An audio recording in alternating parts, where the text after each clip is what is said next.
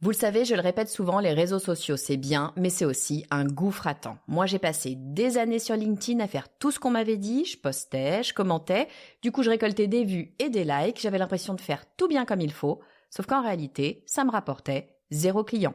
Et puis un jour, un ami m'a parlé de Wallaxy. Wallaxy, c'est un outil hyper simple. Je l'utilise sur LinkedIn pour trouver et démarcher mes futurs clients sans en faire des tonnes et en automatisant chaque étape. Franchement, si vous voulez que LinkedIn devienne un vrai canal d'acquisition sans y passer vos soirées, la meilleure chose que vous avez à faire, c'est d'essayer Wallaxy. En plus, comme cette semaine, ils sont partenaires du podcast du marketing, ils vous offrent 2 mois gratuits pour tester. Il n'y a aucune raison de ne pas essayer. Moi, je vous le dis, ça a clairement changé ma façon d'utiliser LinkedIn. Pour tester, il vous suffit d'aller sur lepodcastdumarketing.com/Wallaxy, ça s'écrit WAALAXY, lepodcastdumarketing.com/Wallaxy. Allez, on retourne à l'épisode. Vous écoutez le podcast du marketing, épisode 212.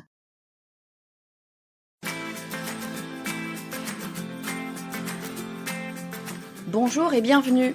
Je suis Estelle Ballot et je suis ravie de vous recevoir sur le podcast du marketing. À chaque épisode, je vous propose d'analyser les techniques marketing qui marchent, pas à pas et très concrètement, pour développer votre activité. En marketing, il y a des stratégies gratuites qui marchent super bien et bizarrement, c'est souvent celles qui sont sous-utilisées. On doit sûrement penser que c'est un peu trop beau pour être vrai, que ça peut pas marcher si c'est gratuit. Et pourtant, certaines des meilleures stratégies, certaines des stratégies qui convertissent le mieux, qui ont le meilleur retour sur investissement, sont gratuites. Et il y en a 3 auxquelles je crois dur comme fer. C'est l'inbound marketing, la création de contenu. C'est ce que je fais avec le podcast du marketing, par exemple. La deuxième, c'est l'emailing. C'est ce que je fais avec ma newsletter. Vous êtes presque 10 000 à la recevoir chaque semaine. Et puis la troisième, c'est le webinaire. Je fais une masterclass à chaque fois que j'ouvre les inscriptions à ma formation et j'utilise le webinaire pour vendre ma formation. Ces 3 stratégies ne coûtent rien ou presque et elles cartonnent. Alors, je vous ai déjà beaucoup parlé de l'inbound marketing et de l'emailing, mais beaucoup moins du webinaire. Et pour en parler, j'ai invité Monsieur Stratégie Zéro Budget. C'est tout simplement l'épisode qui a été le plus écouté sur le podcast du marketing en 2023. J'ai nommé Patrice Barbezier. Quand il était venu nous expliquer quelles étaient les stratégies qu'il avait mis en place pour lancer partout avec zéro budget, il nous avait évidemment parlé de webinaire, mais il avait tellement de stratégies à nous décrire qu'on n'avait pas pu rentrer dans le détail de l'organisation de son webinaire, de comment est-ce qu'il faisait. Alors je me suis dit qu'on ne pouvait pas rester comme ça et qu'il fallait absolument que Patrice revienne pour tout nous dire sur les webinaires, pourquoi il n'y croyait pas, pourquoi ça marche réellement et surtout comment est-ce qu'il faisait, comment est-ce que vous pouvez faire. Je vous propose d'accueillir tout de suite Patrice Barbezier. Bonjour Patrice, bienvenue sur le podcast du marketing. Bonjour Estelle. Trop contente de te retrouver Patrice. Pour celles et ceux qui te connaissent pas, t'es déjà venu sur le podcast du marketing. C'était l'épisode 167. On avait parlé de construire une stratégie marketing avec zéro budget.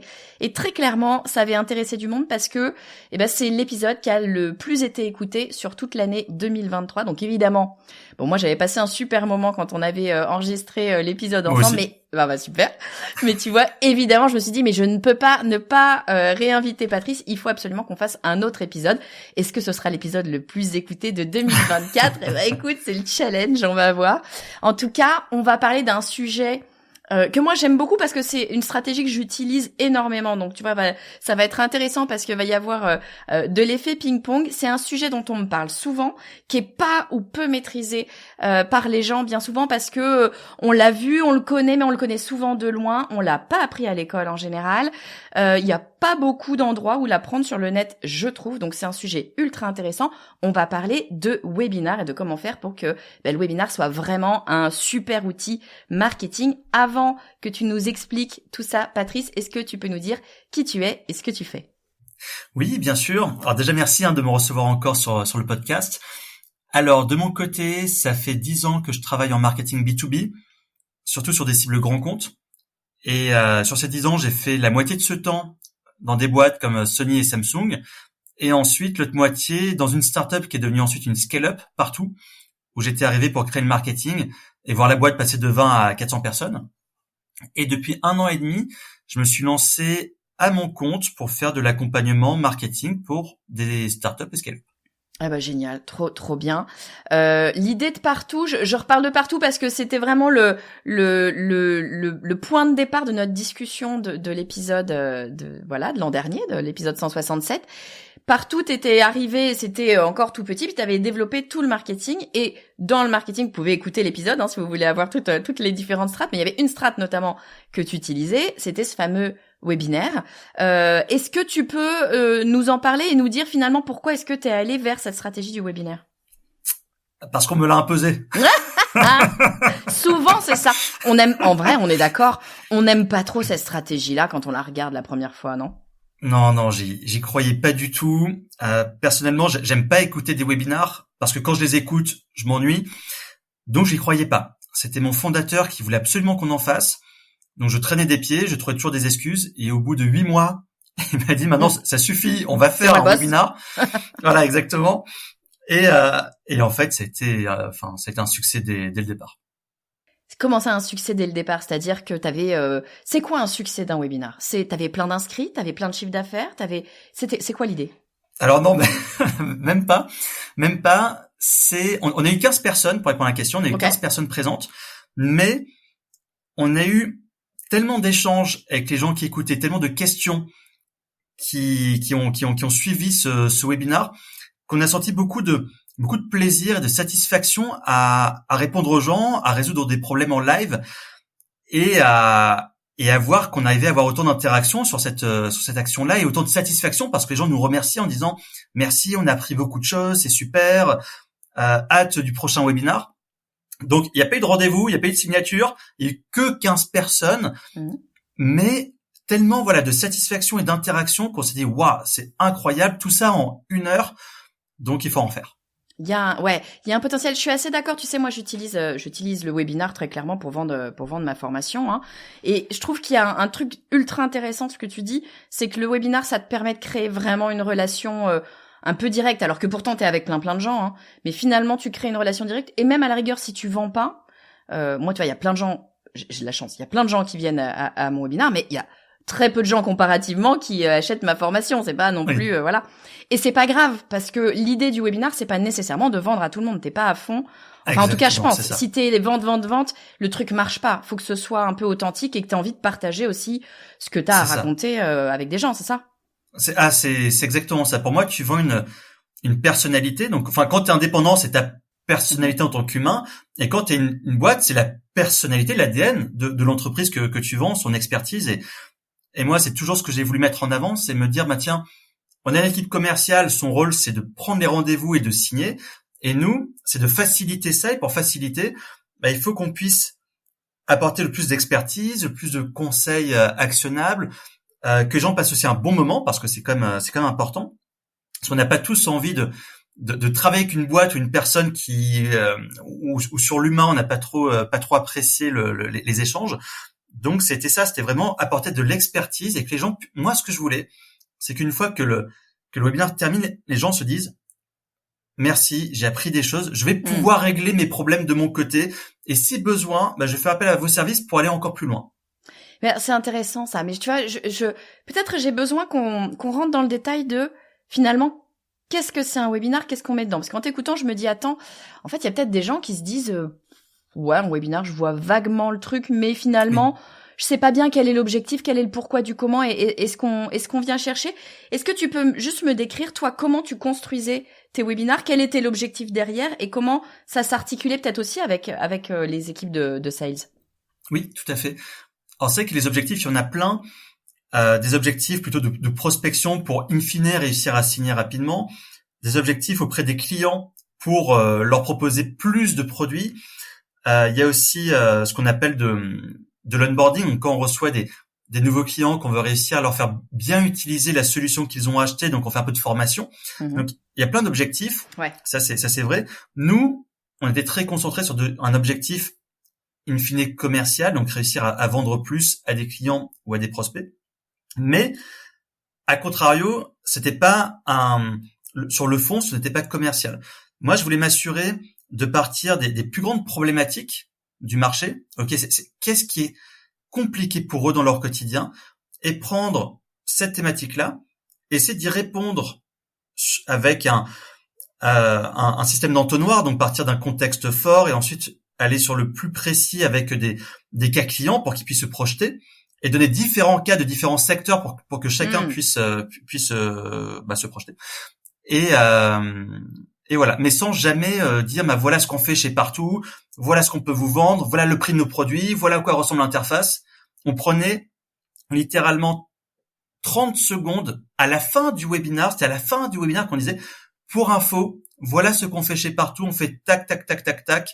Merci. Maintenant prenons le temps pour les questions-réponses. C'est super intéressant, c'est-à-dire que alors il y a plein de webinaires différents, il y a plein de je le dis pour les gens qui nous écoutent, il y a plein de modèles différents, mais là toi ton modèle, c'était de dire, quand bien même ton objectif c'était quand même de vendre in fine, ton modèle c'était de dire je vais délivrer de la valeur pour que dans leur tête, ils se disent, s'ils sont prêts, si c'est le bon moment pour eux, ils se disent non mais attends, c'est eux les experts du truc. J'imagine que c'est ça finalement, c'est de positionner, dès lors que tu donnes de la valeur, tu positionnes en disant la personne qui s'y connaît, c'est la personne qui m'a déjà aidé, parce que c'est ça inconsciemment. Donc c'est eux que je vais aller voir si j'ai un besoin. Donc finalement, ce que tu dis, c'est que pendant ce webinaire, il y avait pas vraiment besoin de vendre. C'était pas, quand bien même c'est l'objectif in fine, il y avait pas besoin de passer par la case vente qui fait souvent un petit peu peur finalement. C'est ça, et d'autant plus que nous, c'est la tactique qu'on a mise en place, c'est se dire tiens, le marketing pose cette pierre-là, et les sales arrivent derrière pour dire voilà. Vous avez écouté ce webinaire, est-ce que ça vous a plu? Comment je peux vous aider? Et tout de suite, ça met un terrain de confiance beaucoup plus fort. Les prospects se livrent plus et ils sentent qu'il y a cet accompagnement plus important que juste on veut vous vendre quelque chose. Ouais, finalement, c'est un peu un truc en deux étapes ton histoire. C'est-à-dire que t'installes la confiance, t'installes la crédibilité, t'installes la confiance sur le webinaire. Et après, c'est l'équipe sales qui prend le relais dans un second temps. Tu me disais même que c'était intéressant. Ils arrivaient après le webinaire, mais ils pouvaient aussi arriver avant le webinaire. Exactement. On a l'ADN de Partout, c'est de jamais laisser passer une opportunité. C'est-à-dire que lorsqu'une personne s'inscrit à un webinaire, on estime que avec beaucoup de quand je peux dire ça, avec une approche douce, on peut se permettre d'appeler cette personne le lendemain de son inscription pour lui dire « Bonjour madame, vous êtes inscrit à ce webinaire, merci beaucoup. Est-ce que je peux vous demander ce que vous cherchez avec ce webinaire ?» Ah ok, parce que vos enjeux c'est ça, ça, ça et ça. Ah bah c'est rigolo parce que nous aussi, on bosse avec un tel et un tel, ils ont les mêmes enjeux et voilà ce qu'on a mis en place. Vous voulez pas qu'on en parle un peu plus profondément sur un rendez-vous? Et en fait, on prenait d'ailleurs beaucoup plus de rendez-vous avec cette démarche-là avant le webinaire qu'après. Alors, je dis pas que en prendre après, ça marche pas, mais en tout cas, nous, on se disait, tiens, quelqu'un s'est inscrit, donc quelqu'un a montré l'intérêt. Pourquoi attendre 2 semaines, 3 semaines, donc un mois, le temps du webinaire pour appeler? C'est dommage. Ouais, parce que effectivement, c'est intéressant ce que tu dis. Souvent, quand on s'inscrit sur un webinaire, c'est parce qu'il y a un truc qui nous a accroché. On se dit, non, mais attends, il y a une douleur, il y a un truc, ils vont me donner la réponse et ça m'intéresse. Et puis, il se passe un temps qui est plus ou moins long selon l'organisation. Et bien souvent, le soufflet retombe. Ce qui fait que quand on a des inscrits, tout le monde vient pas et c'est logique parce que la vie aussi fait que. Donc là, ton idée, c'est de dire, là, à ce moment-là, ils nous ont dit qu'ils sont intéressés, n'attendons pas et discutons avec eux. Mais j'aime beaucoup comment tu fais, c'est-à-dire que tu l'appelles pas en lui disant Madame Machin, vous avez dit que vous vouliez vous inscrire au webinaire, ça tombe bien, j'ai une solution à vous proposer, ça coûte et voilà machin. C'est quel est votre enjeu? Ah bah j'ai un client qui a le même enjeu, est-ce que vous voulez qu'on en discute? Donc c'est encore du partage de connaissances finalement, t'es pas encore dans la vente. C'est exactement ça, et c'était aussi la méthode commerciale côté Partout de faire beaucoup ce qu'on appelle donc en anglais du soft selling, donc de la vente douce. Et de la vente aussi consultative. La vente consultative, c'est de prendre un rôle, on va écouter les besoins et on va proposer ce qui est en adéquation. Et moi, j'ai un exemple, je fais juste un micro aparté parce que j'avais adoré. D'ailleurs, ce commercial s'appelle Clément Picard, si tu nous écoutes. J'avais Clément. adoré parce qu'il était en discussion et à un moment, j'entends Clément dire « Non, monsieur, là, je vous déconseille de prendre tous nos produits d'un coup. » Ouais. Je vous déconseille. Qui dans ce monde refuse de vendre autant et donc de multiplier par 4 sa signature pour dire je vous conseille monsieur de prendre un produit de bien le mettre en place. Nous, on a un suivi sur 6 mois sur cette phase d'apprentissage. Et au bout de 6 mois, on se rappelle et vous me dites si vous voulez prendre un deuxième produit. Et ainsi de suite jusqu'au, on avait 4-5 produits à l'époque. J'avais adoré. Mais il a raison, hein. Moi, je suis totalement vendue à ça. C'est-à-dire que vendre tout, bah oui, t'as fait ton chiffre, t'es content, t'as tes objectifs. Sauf que si ton intérêt, ton focus, c'est la satisfaction client et le fait que le client avance, bah tu le sais que si tu lui vends tout, il va couler sous le truc, il va finalement mettre rien en place parce que c'est trop d'un coup. Et il sera déçu et tout le monde sera déçu. Bah oui, bien sûr. Et ça, c'est intéressant parce que, tu vois, typiquement, quand tu parlais dans le webinaire de montrer aussi qui est l'entreprise ou qui est l'indépendant, mais peu importe, hein, ça se sent, ce genre de truc. Et pour le coup, je pense que ça transparaît assez naturellement quand tu fais un webinaire. Tu vois bien quel genre de boîte c'est très rapidement. Et il y a pas de jugement, hein. Il y a besoin de tout type de boîte. Mais tu sens tu sens un petit peu l'éthique, la façon de travailler de l'entreprise. Donc, rien qu'en ça, c'est déjà de la communication et c'est déjà finalement un gros pas de vente. Bah je trouve, et nous, c'est vrai que ça fonctionnait beaucoup et c'est pour ça que je parlais de succès tout à l'heure, c'est que le succès, moi, j'adorais, par exemple, quand je leur mettais un petit sondage à la fin du webinaire pour leur demander s'ils avaient appris des choses pendant ce webinaire. Et quand t'as 80% des gens qui te disent j'ai beaucoup appris, 19% qui te dit j'ai un peu appris et 1% qui dit j'ai pas appris, je suis déjà expert, parce que forcément on peut pas toujours apprendre à tout le monde. Et tu dis mais c'est énorme, 80 plus 19, c'est incroyable comme résultat et tu t'attends jamais à ça, tu te dis pas que tu atteindras ces chiffres. Donc déjà ça c'est fou. Et après le succès c'est aussi quand au niveau commercial tu vois que tu arrives à prendre plein de rendez-vous, que tu arrives à accélérer des négociations pour obtenir des signatures. Et ça c'est fabuleux et en fait le webinar c'était chez Partout l'action business la plus forte. Ah ouais, c'est sur toutes les stratégies que tu as mis en place, c'est celle qui était quoi? Quand tu dis la plus forte, ça veut dire quoi? Ça veut dire la plus rentable, ça veut dire qui fait le plus de chiffre d'affaires, c'est quoi? C'était tout en fait. C'était alors déjà c'était l'action qui générait pour nous le plus de nouveaux contacts. Ça m'a surpris. Parce que en communiquant sur LinkedIn, parce qu'en invitant des gens qui transfèrent à leurs équipes, c'était c'est simple, quand on avait 100 inscrits, 50% étaient des nouveaux contacts et des contacts intéressants. Donc ça c'était super. C'était la deuxième action qui permettait aux sales de prendre le plus de rendez-vous. Okay. Et c'était l'action, et ça je m'y attendais pas, c'était l'action marketing qui accélérait le plus les signatures, qui influençait le plus les signatures. Ça, c'était les sales qui venaient me voir et qui me disaient, Patrice, il y a Toyota qui a écouté ce webinaire. Ils étaient encore en hésitation avec une autre boîte et c'est bon. C'était un peu le dernier coup qui leur a fait dire, OK, c'est bien avec Partout que j'ai envie de bosser. Et ça m'a surpris. Et vu qu'en plus, pour finir sur l'histoire du ROI, vu que c'est une action qui coûte pas cher, nous, pendant longtemps, on payait 90 € par mois pour un webinaire et pas tous les mois parce qu'on faisait pas des webinaires tous les mois. Donc, quand tu payes 90 € une fois par trimestre et qu'à la fin, tu as tous les résultats que je t'ai donnés là, sachant que nous, on était sur de la vente grand compte avec des paniers moyens à 15-20 000 €, je te laisse faire le calcul derrière. C'était énorme. C'est 90 € bien investis, a priori. Très bien investi. Même en termes de temps, finalement, parce que tu le dis, le webinaire, c'est quoi? C'est 1 heure, 2 heures, quelque chose comme ça, peut-être, de ton temps? Alors, le webinaire en lui-même, effectivement, c'était 1 heure. En termes de préparation, là, on passait beaucoup de temps, mais après, le but, c'était de le refaire plusieurs fois, évidemment. Mais la première fois, il prend quand même du temps. Et ensuite, la session en elle-même, oui, c'était 1 heure. Ouais, donc 1 heure très, très bien investie. Sur la préparation en amont, et tu parlais du sondage, notamment, je trouve ça très intelligent. Est-ce que je peux te demander, dans la structure, qu'est-ce que tu mets dans un webinaire? Parce que là, tu vois, je pense que t'as plein de gens qui se disent, attends, mais trop bien son truc, écoute, ça coûte 90 € par trimestre, je vais closer tout le monde, j'y vais, évidemment. Qu'est-ce qu'on met dans un webinaire? De façon, alors, c'est difficile de dire ça de façon générale, mais si tu pouvais faire une espèce de construction type de votre webinaire, qu'est-ce qu'on met dedans? Alors, ce qu'on met dedans.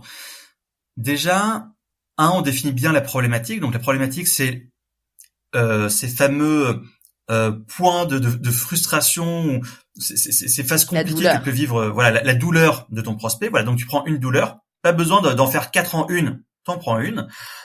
Et ensuite, ce qui marche bien, c'est de redonner un peu de contexte. Le contexte pour dire, vous n'êtes pas seul. ça touche beaucoup d'entreprises. Voilà des chiffres, voilà des tendances aussi de ce qui est en train de se passer. Et c'est de donner de plus en plus de cas concrets. Donc nous, on rentrait assez vite dans les cas concrets parce que le contexte, on prenait 5 minutes, voilà ce qui se passe, voilà les tendances, voilà ce qu'on entend dans le marché, voilà ce qui se passe dans d'autres pays, nanana, nanana. Voilà, je trouve que c'est toujours intéressant, mais c'est pas là où on voulait passer le plus de temps. Et ensuite, c'était OK, maintenant, rentrons dans des cas concrets. Comment on vient répondre à cette douleur? Qu'est-ce qu'on peut mettre en place? Parfois, on avait 3 étapes, parfois 6, parfois voilà, bref. Donc, on vient définir les grandes étapes pour répondre à cette douleur. Donc, très concret. Très concret. Et sur chacune de ces étapes, voilà, c'était très actionnable. C'est cette étape-là, voilà, j'ai n'importe quoi. Comment s'organiser, comment motiver les équipes,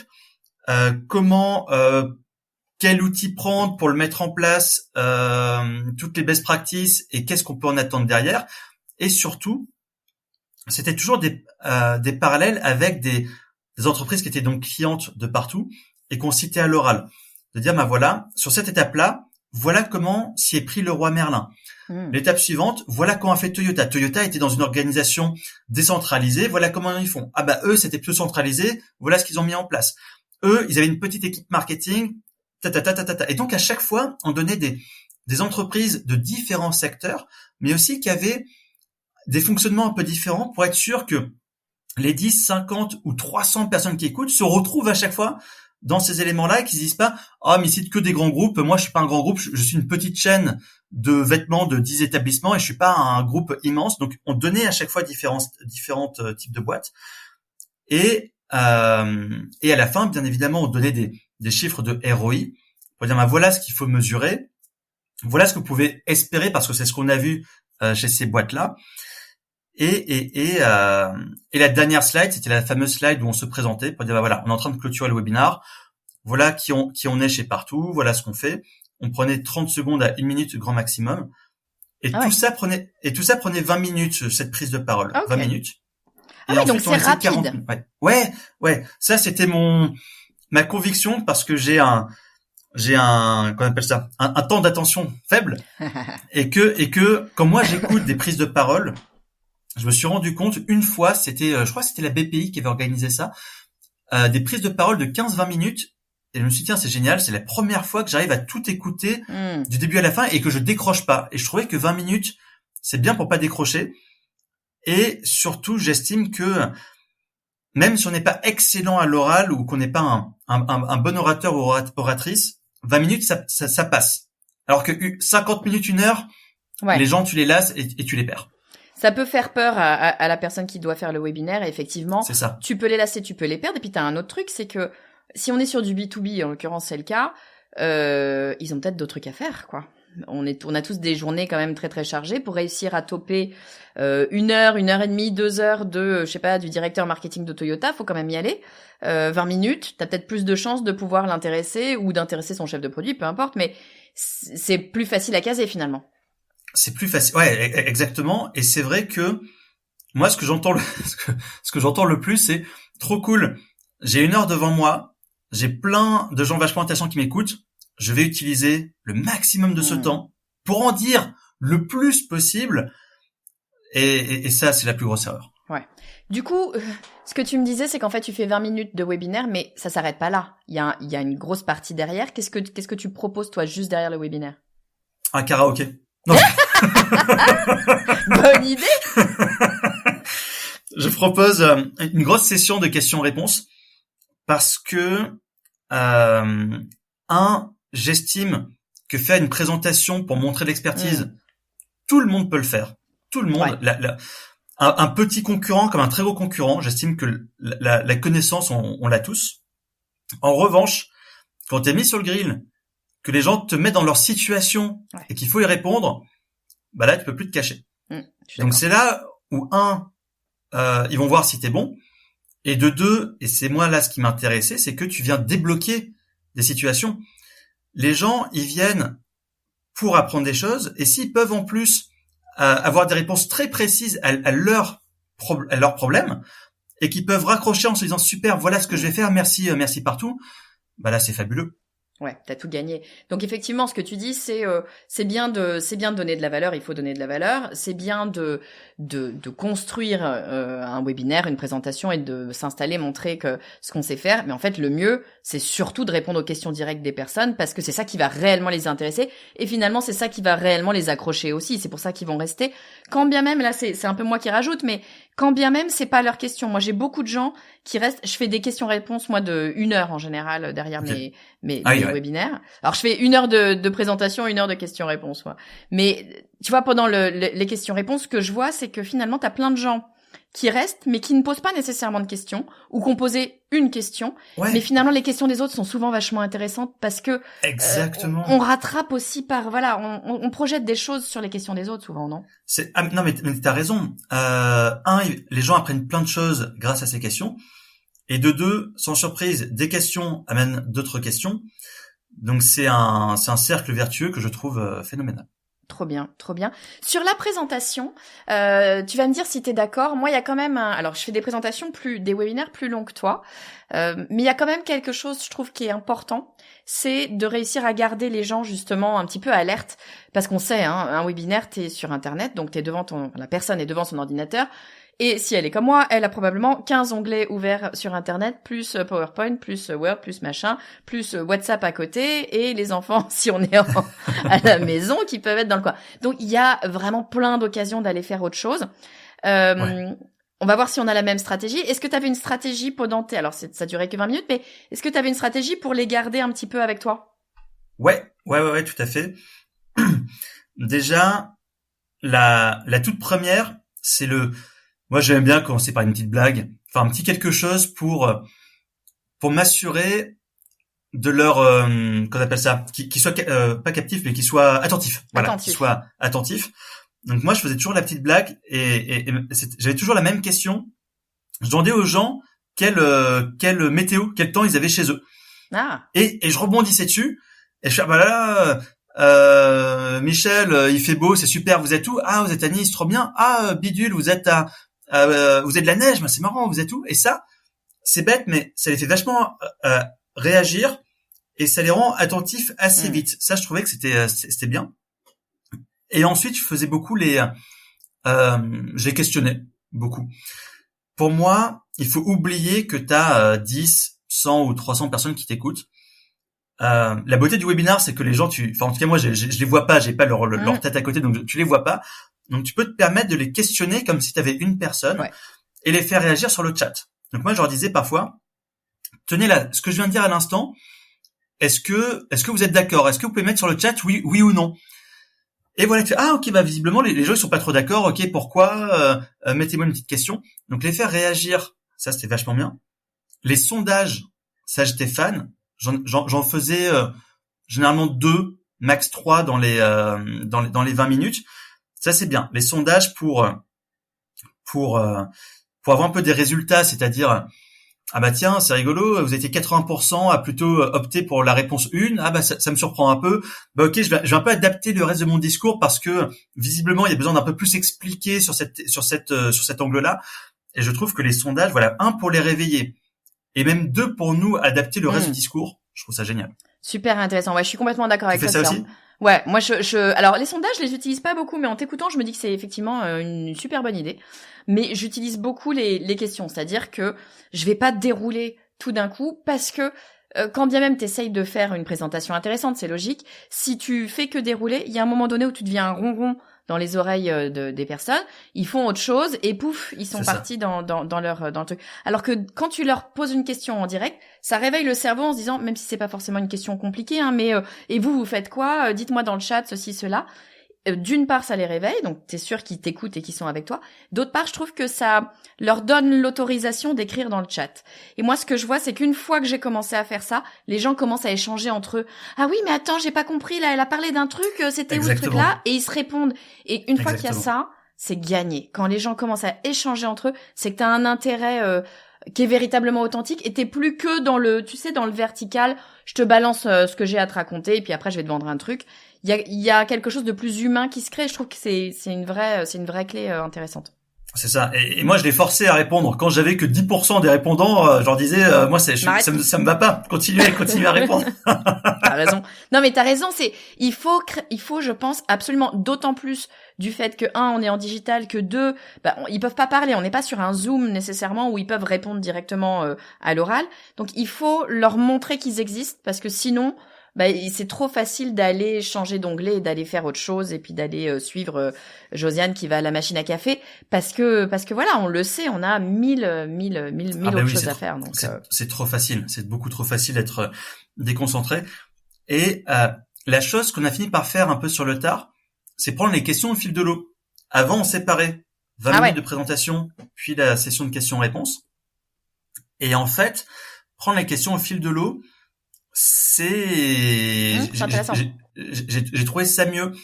Après, ça dépend. Quand t'es dans le cadre un peu d'une formation, j'ai envie de dire, vaut mieux faire tes 20 minutes ou ton heure d'un coup et tes questions-réponses derrière. Mais là, dans ce but que moi je voyais un peu comme un échange, c'était bien parce que je trouve que t'évites. Parce qu'il y a des gens parfois quand ils ont une question, ils restent un peu bloqués là-dessus, ils n'arrivent plus à écouter la suite. Donc tu débloques des situations. De deux, potentiellement tu réponds à des problèmes qu'avaient d'autres gens qui n'osaient pas poser la question. Et de deux, comme tout dans la vie, une question amène d'autres questions, donc ça c'était chouette. Et enfin, ça venait un peu aussi casser le rythme et faire plus une heure presque d'échange que ce côté un peu siloté. Oui, c'est peut-être plus facile aussi, effectivement, d'écouter un échange, une discussion, quelqu'un qui répond directement aux questions, qu'une simple présentation qui est juste, en fait, dans un sens, quand bien même on s'arrête pour dire « et vous, qu'en pensez-vous ?» machin, etc.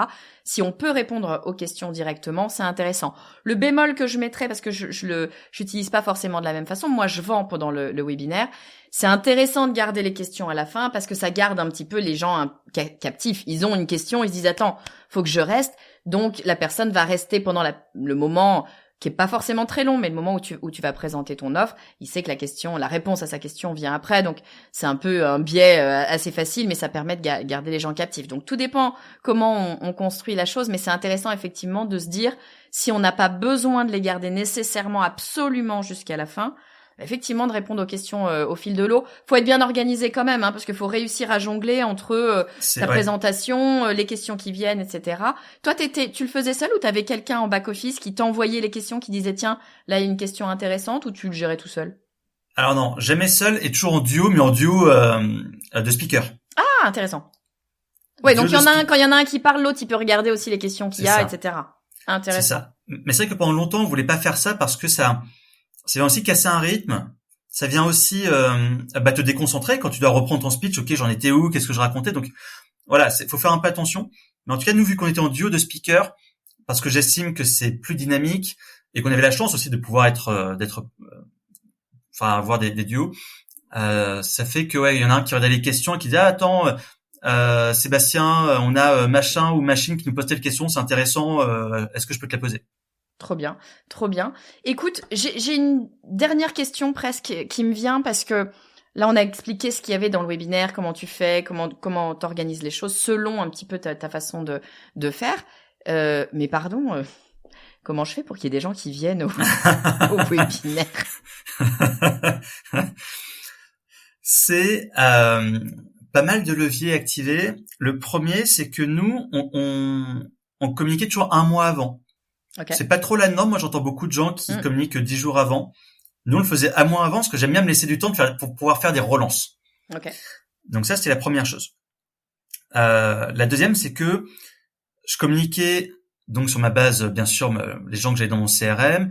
On publiait beaucoup sur LinkedIn et on utilisait beaucoup les commerciaux et ce qu'on appelle les customer success, donc les chargés des clients, pour à chaque fois mentionner le webinar dès qu'ils étaient au téléphone ou en mail avec leurs clients ou leurs prospects. Donc déjà ça, pour moi, c'est un travail d'équipe. C'est pas juste le marketing qui doit faire, c'est vraiment un travail d'équipe. Donc ça, c'est une première chose.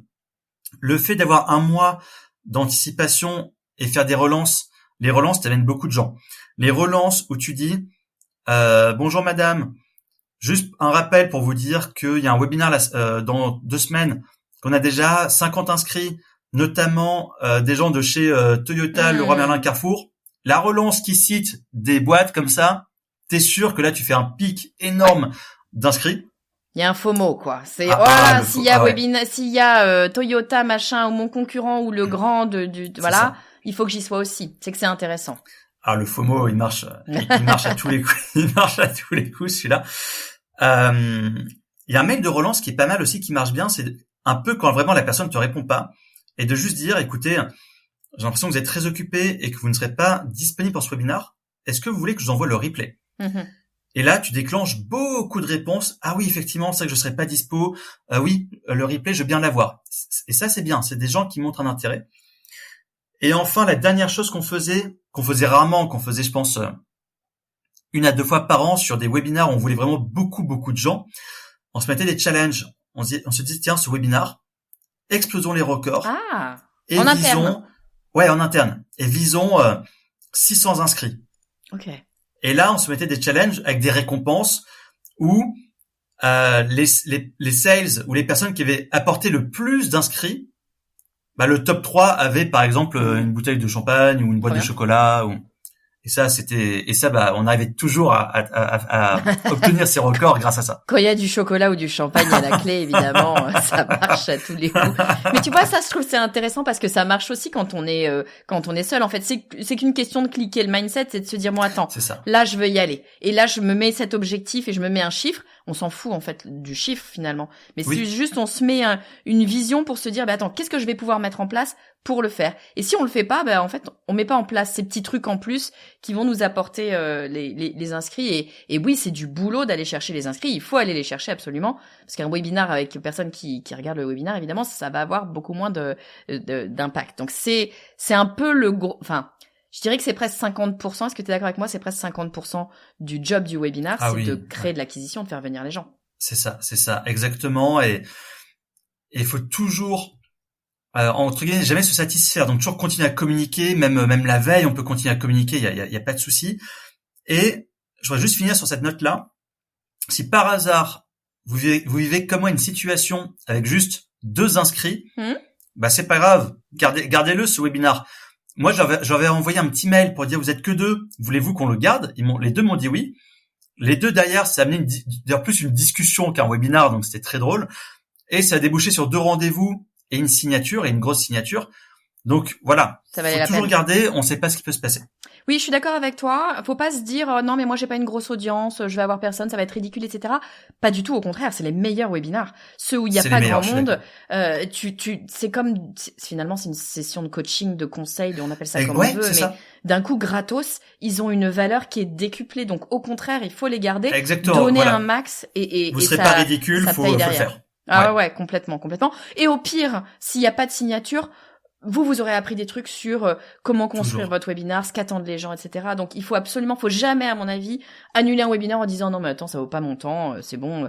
Bon, non, on est parti pour faire un webinar, on le fait, point. Exactement. Ou penser que c'est encore trop tôt pour le faire parce qu'on n'a pas assez de gens dans le réseau. Non, commencez à le faire, il faut y aller.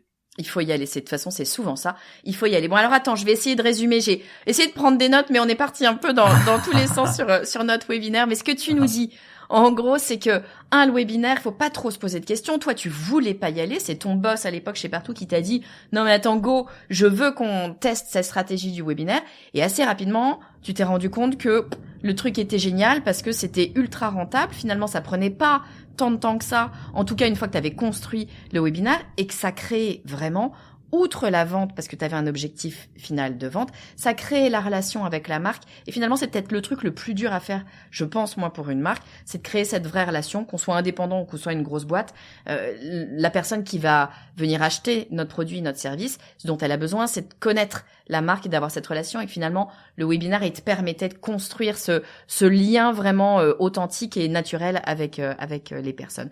Ce que tu me dis aussi, c'est que ton webinaire, t'as pas forcément besoin d'attendre le webinar pour que les sales, que l'équipe de vente viennent contacter les personnes. Et ça m'intéresse vachement parce que je l'avais jamais entendu, mais je trouve ça complètement logique. C'est-à-dire qu'une fois que la personne s'est inscrite au webinar, ça veut dire qu'elle a une douleur, qu'elle a un intérêt. C'est le moment d'aller discuter avec elle, pas forcément de vendre tout de suite, mais d'aller discuter avec elle, d'engager la conversation, parce qu'il y a quelque chose qui se joue à ce moment-là. Autant ne pas attendre. Et puis y aller tout de suite. Ce que tu dis également, c'est que oui, bien sûr, le webinar, il est là d'abord pour apporter de la valeur, poser son expertise, on montre de fait qu'on connaît notre boulot parce que on donne de la valeur. Mais là où tu dis que tu donnes encore plus de valeur, c'est pas tant sur la présentation, toi tu la faisais assez courte, 20 minutes, c'est surtout sur les questions-réponses parce que les questions-réponses, tu peux pas te cacher. T'as pas de présentation qui est déjà construite, donc si tu sais répondre à toutes les questions, c'est bien que t'es la bonne personne pour y répondre. Et ce que je trouve très intéressant pour toutes les personnes qui me disent « Non mais moi Estelle », parce que ça j'entends ça très souvent, moi, je suis pas un vendeur, je suis pas une vendeuse, je trouve ça très très dur de vendre, je suis mal à l'aise, c'est pas mon truc. Là, ce que tu dis, c'est que, à la rigueur, il n'y a pas besoin de vendre. On peut passer, par une étape de vente en webinaire, mais toi, finalement, tu disais, moi, je vendais pas, je laissais ça aux sales. Avant, après, ils faisaient ça quand ils voulaient. Là, ce qu'on posait, c'était, je suis la bonne personne pour répondre à ta problématique le jour où tu auras cette problématique. Et une fois que tu as inscrit ça dans l'esprit de la personne, de ton prospect, tu as fait quand même un énorme pas en avant. C'est beaucoup, beaucoup plus facile après pour l'équipe sales de venir closer. Et tu le disais d'ailleurs, c'était l'action marketing chez Partout qui accélérait le plus la signature. Donc, c'est bien ultra évident là-dessus. Et puis, je te posais ma dernière question, mais comment je fais pour avoir du monde, moi, Patrice, sur mon webinaire?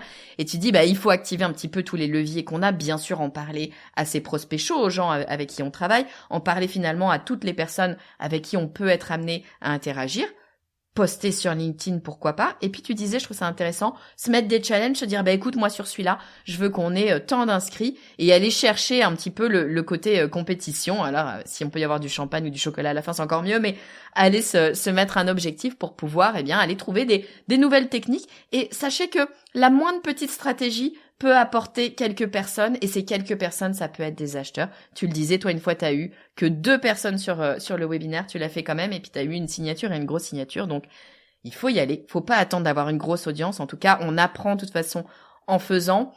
Et puis on dit à chaque webinaire, on est meilleur finalement puisqu'on sait comment faire, on est plus assuré et ça marche très très bien. Et tu le disais, toi, c'était la stratégie qui avait le meilleur ROI de loin, notamment parce que ça coûtait pas grand-chose. Tu me disais au début 90 €, je crois, par trimestre. C'est ça. Ça vaut la peine. Donc a priori, c'est une bonne stratégie à tester. Moi, je vends aussi par webinaire et je peux le dire, surtout pour les gens qui aiment pas vendre. Finalement, c'est très confortable parce qu'on est dans son bureau, on est chez soi, moi dans mon studio. On peut avoir, tu disais, 2 personnes, 10 personnes ou 100 personnes. Finalement, on voit pas vraiment la différence. Donc, en ça, c'est assez confortable. C'est ça. Trop bien. Écoute, merci beaucoup, Patrice, d'avoir partagé tout ça. Je sais que le webinaire, c'est une stratégie qui est toujours un peu nébuleuse. Les gens viennent, en font 1 ou 2, ils se disent, comment je fais? Des fois, c'est intéressant, des fois, c'est ennuyeux. Très souvent, on s'inscrit, on n'y vient pas. Il n'empêche que c'est une stratégie qui fonctionne extrêmement bien et qui permet de vendre. Mais je trouve que c'est vraiment intéressant ce que tu disais, qui permet aussi et surtout de faire de l'acquisition et d'installer une vraie relation avec les personnes, quand bien même on est loin, quand bien même on est en digital. Ça, c'est vraiment super, super intéressant, je trouve, à partager. Trop bien, Patrice. Écoute, merci encore d'être venu sur le podcast du marketing. Encore un épisode super complet, super concret. Je suis sûre qu'il y a plein de gens qui se disent, OK, demain, je m'inscris sur une plateforme de webinaire. On va avoir 1000 webinaires qui vont sortir la semaine prochaine. Écoute, j'espère parce que moi, j'adore ce format-là de webinaire. Je trouve que c'est ultra utile. Patrice, si on veut en savoir plus sur toi, sur ce que tu fais, sur les webinaires, où est-ce qu'on peut te joindre, où est-ce qu'on peut te retrouver, dis-moi. Écoute, LinkedIn, c'est le plus simple. Ok, écoute, je mettrai ton lien LinkedIn. Alors, vous pouvez chercher Patrice Barbezier, mais je mettrai le lien dans les notes de l'épisode avec grand plaisir. Allez chercher Patrice, allez lui poser des questions. Il vous répondra, il vous donnera toutes ces infos sur le webinaire. Trop bien. Merci beaucoup, Patrice. T'es le bienvenu quand tu veux sur le podcast du marketing pour, j'espère, encore l'épisode de l'année. Écoute, on voit ça l'an prochain, fin 2024. J'espère. Merci beaucoup, Estelle. Ciao, Patrice. Salut.